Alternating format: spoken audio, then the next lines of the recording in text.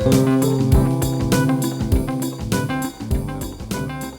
we go through the chromatic scale, everything's relative to the name of the string, right? We got E, A, D, G, B, and E. So we start at the low E, got the F. Now those are two natural notes, right? Natural notes are anything that's not a sharp or a flat. So we're going to skip the F sharp and go to the G, and then we're going to skip the G sharp and just go to the open A. And then you have your A sharp you skip, go to the B. Now remember, there's only a half step between B and C, so there is no B sharp or C flat, at least to keep things simple right now as we're going through the chromatic alphabet.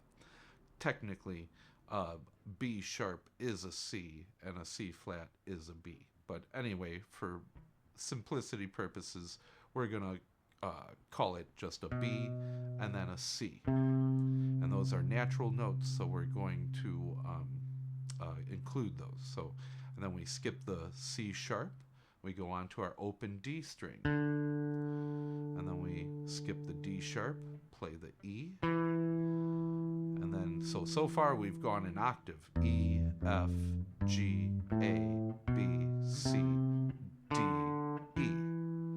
Right? And then we keep on going, outline the whole position.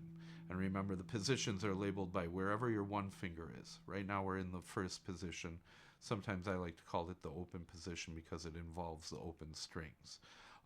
But anyway, continuing on from our E, we're going to have the F, and then we skip the F sharp, go on to the G, skip the G sharp, go on to the A, skip the A sharp, and go on to the B, but we're going to play the B.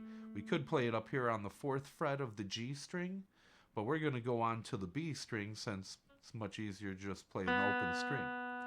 And then you got the C. And then you keep on going, skip the C sharp, take the D, skip the D sharp, take the open E, take the F. Remember, E and F are just like B and C, so they're right next to each other. Open string is just like a pretend fret up here, right?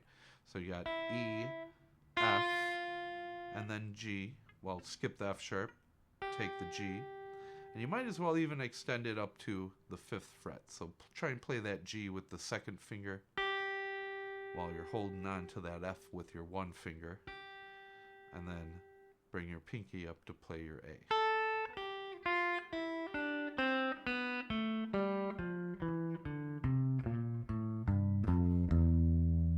Okay?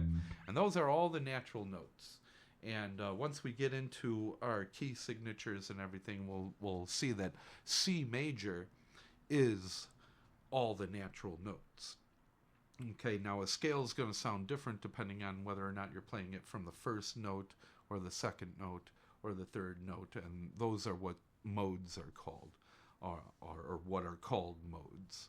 But for right now, we just want to orientate ourselves in that first position and just make ourselves used to playing just those natural notes.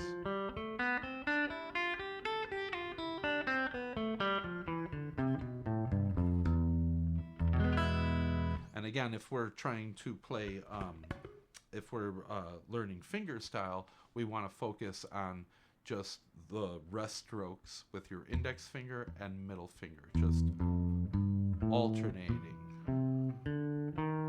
Or I'm sorry. And no part of your hand should be anchoring the guitar. You want to kind of have your forearm hanging off the bottom. If you're standing up with a strap, obviously it's you still kind of lean your forearm on that hump. But you want to make sure that you alternate. The only part of your hand that's anchoring is the rest stroke when your finger pulls through the string and comes to rest on the string before it. That's what gives your muscle memory an idea of, where it can get used to playing the different notes and everything.